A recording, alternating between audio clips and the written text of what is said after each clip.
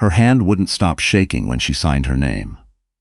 Josephine Adler had always had beautiful handwriting. Her mother used to say it looked like something off a wedding invitation. But that morning, sitting across from her husband's lawyer in a glass-walled boardroom on the 32nd floor of a downtown Toronto office tower, her signature came out jagged and small, like something a child had done. She looked at it for a moment, then she put the pen down. Preston didn't look at her. He was already leaning over to shake hands with his own lawyer, already smiling that particular smile. The one she used to think was charming, the one she now recognized as the face he wore whenever a deal closed in his favor. His cufflinks caught the light. They were new. She'd never seen them before. She found out later that Isabel had given them to him. The elevator ride down was the longest of Josephine's life. She stood in the back corner, holding her purse against her stomach, and watched the numbers count down. 32, 29, 18. The building's lobby smelled like cleaning solution and expensive cologne. Outside, Bay Street was gray and cold, the kind of February morning that made Toronto feel like a city that had forgotten the sun existed.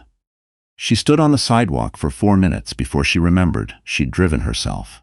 Josephine was 37 years old.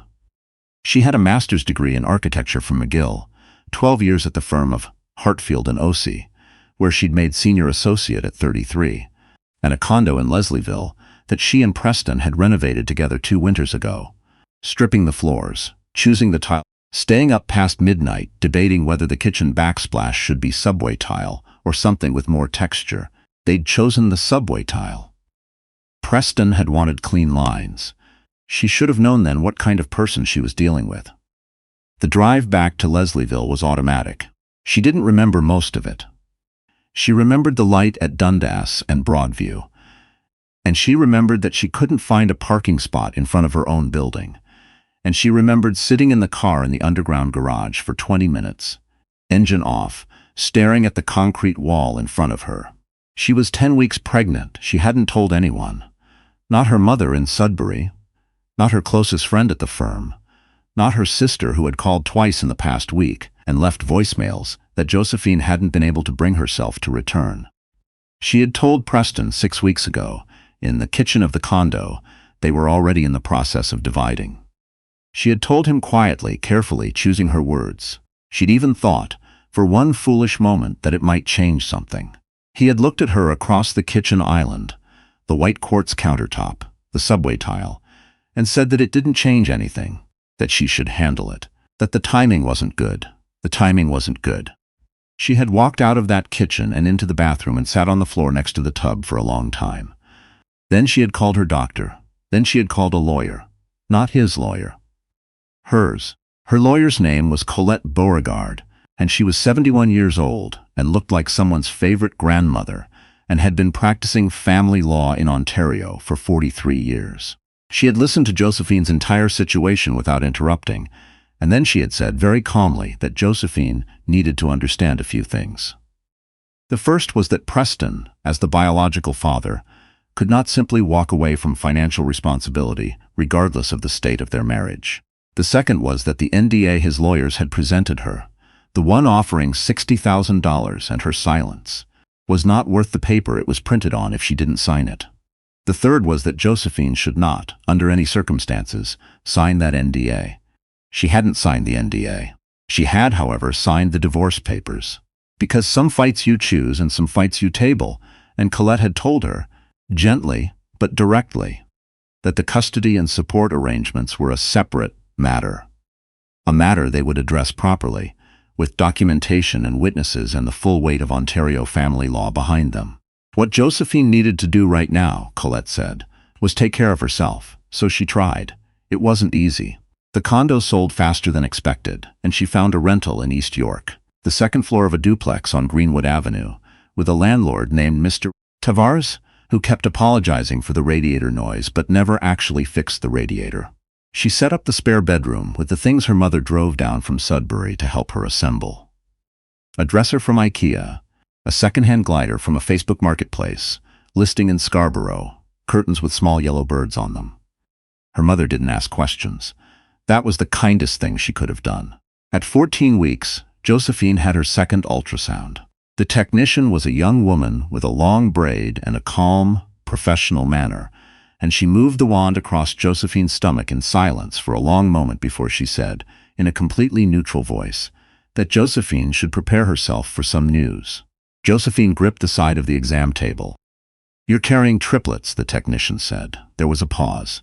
The machine beeped softly. "3," Josephine said. "3," the technician confirmed. Josephine stared at the ceiling. There was a small water stain in the shape of something she couldn't quite identify. She thought, very clearly, Preston is going to lose his mind. And then, immediately after, Preston doesn't get to have feelings about this. She was right on both counts. She found out about Isabel, not from Preston, not from mutual friends, but from an Instagram post. A carefully curated photo of a dinner at Canoe, the kind of dinner that costs $400 before wine, with a caption that said something about celebrating new beginnings. Preston was in the background, slightly out of focus, but unmistakably him. Isabel, the fitness influencer with 240,000 followers, was in the foreground, laughing at something, holding a champagne glass. The post had been made 6 days after the divorce papers were signed. Josephine put her phone face down on the kitchen table and sat very still for a long time. Then she made herself a cup of tea. Then she called Colette. "I know," Colette said. "I saw it. She has a huge following," Josephine said. "She does," Colette agreed. "He moved fast. Men like Preston always do," Colette said, in a tone that suggested she had seen this precise situation unfold more times than she could count. "Let him. It doesn't change our position. In fact, it tends to help." Josephine didn't ask how. She trusted Colette enough by now to let her run her own play. The pregnancy was not easy. The triplets took everything.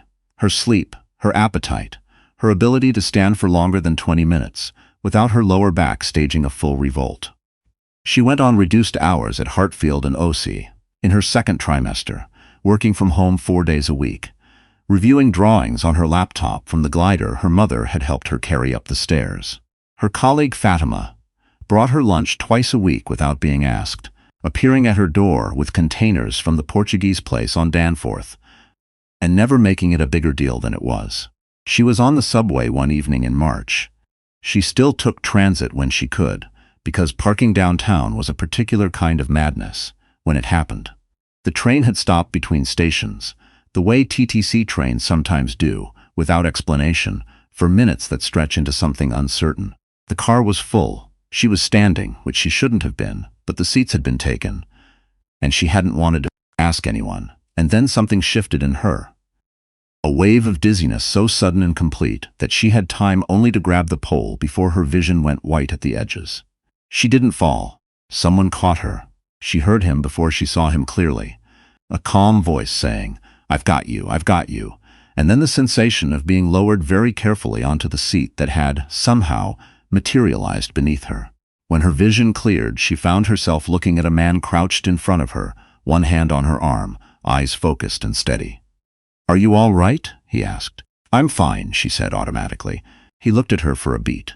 "You're not fine," he said, not unkindly. "When did you last eat?" She tried to think. Lunch. She'd had lunch. Had she had lunch?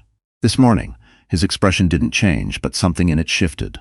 He reached into his bag, a worn leather messenger bag, the kind architects and designers carried, nothing flashy, and produced a granola bar and a small bottle of orange juice, with the matter-of-fact efficiency of someone who had done this before.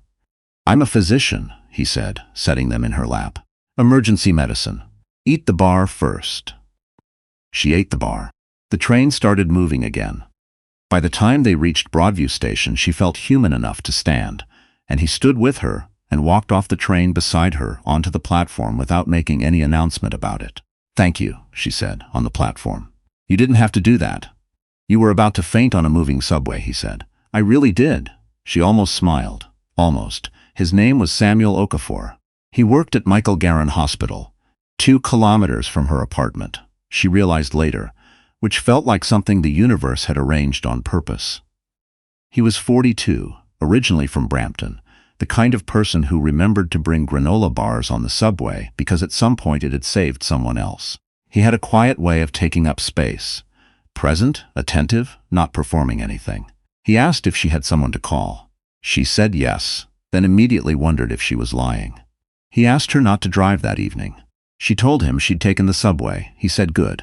They stood on the platform for another minute, passengers flowing around them, and then he gave her his card. Not as a flirtation, just as a fact, and said that if she had any concerns about the pregnancy, she shouldn't hesitate. She went home. She ate an actual dinner. She put the card on the kitchen counter and told herself she wouldn't use it. She texted him 3 days later when one of the babies stopped moving as much as the others, and she was trying not to spiral. He called her back within 4 minutes, walked her through what to monitor, told her what would warrant going to the emergency room, stayed on the phone until her breathing slowed. The baby was fine. He checked in the next morning. That was how it started. Not dramatically, not with grand gestures, with a text and a 4-minute call and a follow-up the next day. She told her mother about him in May. Her mother said nothing for a moment and then said, "Is he kind to you?" Josephine thought about it genuinely. "Yes," she said, "he's very kind." Her mother said that was the thing that mattered. Josephine had always understood that her mother, for all her quietness, knew exactly what she was talking about. Preston announced his engagement to Isabel in June, 11 weeks before Josephine's due date. The announcement came in the form of a joint Instagram post, matching photos, a diamond that photographed well, a caption about forever. It accumulated 12,000 likes in 24 hours. Josephine found out because Fatima texted her a screenshot with a single question mark. She looked at the post for a long time. She felt a number of things, in sequence. Anger. Then a strange hollow feeling. Then something that wasn't quite grief, but was adjacent to it. Mourning for a version of her life that had never really existed outside of her own expectations. And then, underneath all of that, something she hadn't expected. Something quieter and more solid than the rest of it. Relief. She put the phone down. She poured herself a glass of water. And she went back to the architectural drawings she'd been reviewing for a mixed-use development in Riverside. Because the work was still there, and it was still hers, and nobody could touch it. The babies came in August at 34 weeks, which was earlier than ideal but not dangerous. A planned delivery at Sunnybrook, 2 boys and a girl, small and loud and perfect in the way that new human beings are perfect, slightly unreal, so complete despite their size. Josephine held all 3 of them within the first hour, one at a time and then briefly together, and she cried in a way she hadn't cried since February. Not from sadness this time, but from something she couldn't name precisely. Overwhelm, maybe. Gratitude. The specific astonishment of having made it through. Samuel was not there for the birth. He hadn't been invited. It was too early for that. But he had been texting her since her water broke at 4 in the morning. Steady, practical messages, the kind that didn't require a response, but made the waiting feel less solitary. When she messaged him the next evening with 3 photos and the names, Henry, James, and Ruth. He called within minutes. She could hear that he was smiling. Her mother came for the first 2 weeks. Her sister came for the week after that. The apartment on Greenwood was small for 5 people, but they managed, moving around each other in the kitchen, with the practiced efficiency of people who had decided, collectively, that this was going to be fine. And it was fine. It was more than fine. It was also, without question, the hardest thing Josephine had ever done. She had known, intellectually, that 3 newborns would be demanding. She had not fully understood what demanding meant until 3 a.m. on a Tuesday, when all 3 of them were crying simultaneously. And she had slept a combined 6 hours over the previous 48, and she sat in the rocking chair in the nursery with its yellow bird curtains and thought, very calmly, that she might simply cease to function. But she didn't. She fed Henry, then James, then Ruth. She changed 3 diapers in sequence. She put them back down in their respective spaces, and she went back to her own bed, and she set an alarm for 2 hours later, and she slept. She got through it the way she got through everything. 1 hour at a time, and then 1 day at a time, and then 1 week. Colette called in October. Preston's lawyers have filed for access, she said. Josephine was in the kitchen making coffee. She stopped moving. Access, she repeated. He's never met them. I know. He didn't come to the hospital. He didn't call. He didn't send so much as a text message when I told him they'd arrived. I know, Colette said again, and her voice had taken on a particular quality. Steady. Almost preternaturally calm. that Josephine had come to recognize as the sound of someone who had anticipated exactly this move, and was already 3 steps ahead of it. His lawyers are claiming he was denied access. They're going to argue that you moved too quickly to establish yourself as the sole caregiver. I moved quickly because I had to. Yes, Colette said, and we have documentation of every single thing you did, and why, and when. Every text message, every medical record, every communication, including the ones where you informed him of the birth and he did not respond. We have the timestamps, Josephine. We have everything. There was a silence. He waited until they were 2 months old, Josephine said. He waited until Isabel told him to, Colette said, or until someone in his circle pointed out that 3 heirs to the Wentworth Group portfolio were something he might want on record. One of the 2. The Wentworth Group. Preston's family's real estate development company, which Preston had inherited control of at 35 when his father retired to Palm Beach. The company that had made the Wentworth name synonymous with luxury development across the Greater Toronto area. The company that had, notably, recently lost a significant development bid because the firm that beat them out had produced a superior architectural concept. A firm where Josephine, by that point, had been promoted to associate principal. She hadn't made the connection until Colette said it. Then it settled over her like cold water. He didn't want the children, he wanted a stake. What do we do? She asked. We respond, Colette said, thoroughly, and we counter. The next 3 months were the most procedurally complicated of Josephine's life. There were depositions and affidavits, and a family court appearance in December where she sat at a table across the room from Preston and felt absolutely nothing for him. Not anger, not residual love, not even contempt. Just the calm, clear recognition of a person who had chosen to be exactly who he was and whose choices had consequences. Preston had a team of 4 lawyers. Josephine had Colette. Colette, it turned out, was sufficient. The documentation was everything. Every communication in which Preston had been informed of the pregnancy, and responded dismissively. Every medical appointment attended without him. Every message sent after the birth that went unanswered for days, and the one that had eventually been answered. 6 words. I'll have my lawyer follow up, which Colette had highlighted in the filing with what Josephine could only describe as quiet devastation.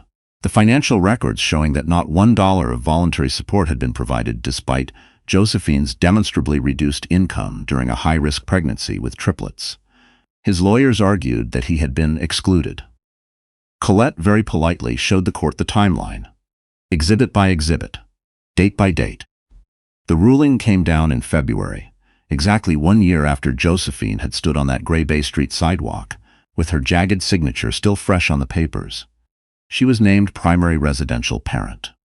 Preston was granted supervised access, an arrangement that would be reviewed in 6 months, contingent on his actually using it, which his lawyers had strongly implied he would.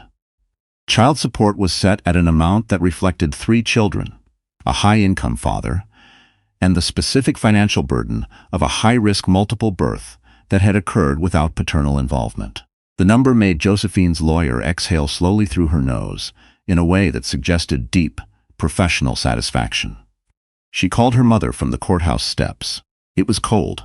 February in Toronto is reliably unforgiving, and she stood there in her wool coat with her breath making small clouds in the air, and she said, "We won," and her mother said, "Of course you did," with such complete conviction that Josephine had to laugh. She laughed for longer than made sense. She couldn't stop. A woman walking past on Queen Street gave her a curious look, and she didn't care. Samuel had taken the afternoon off. He was at her apartment when she got back, and the children were awake. And Henry was doing the thing he'd started doing recently, where he grabbed at faces with enormous seriousness.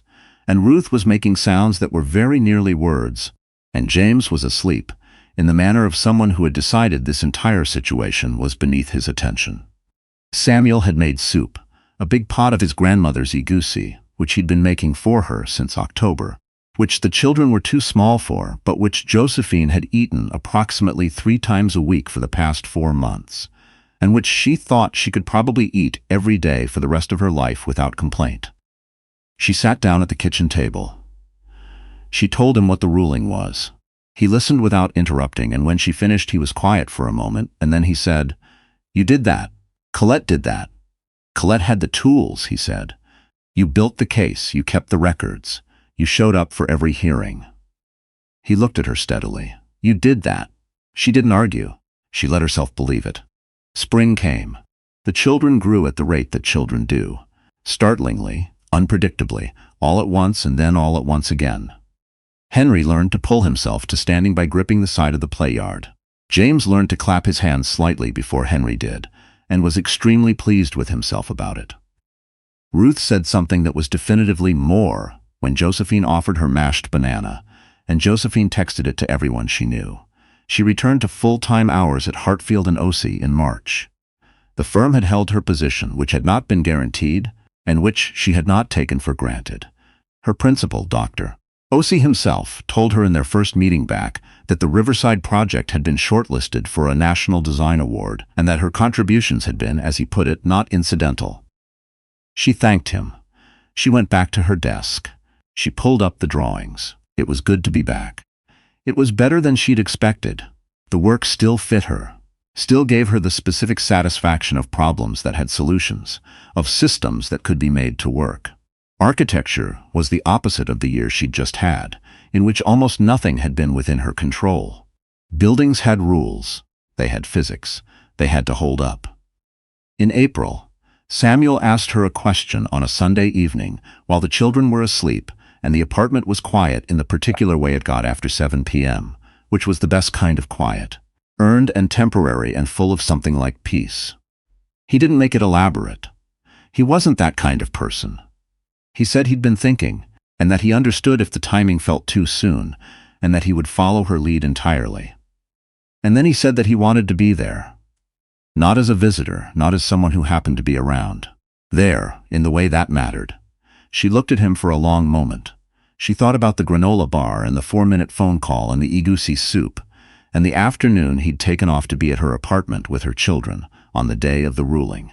She thought about the way Henry grabbed at his face with enormous seriousness, and how Samuel let him, every time, with patience that wasn't performed.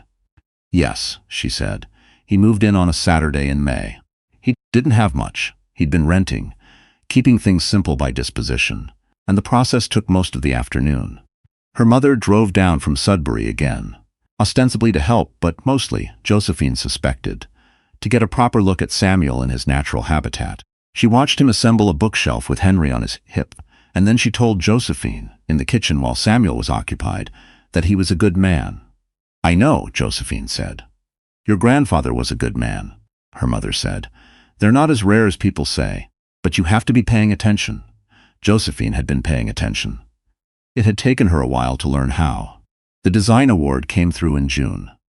The Riverside project won in the residential category, and the citation mentioned, by name, the work of Josephine Adler, associate principal, for what the jury described as an integration of community-centered design principles with formal rigor that is rare in projects of this scale. Her name, in print, in the citation of a National Architecture Award. She framed it. She put it in the hallway, between the coat hooks and the children's artwork. A smear of green that Henry had made at daycare. 2 circles and a line that Ruth had announced was a cat.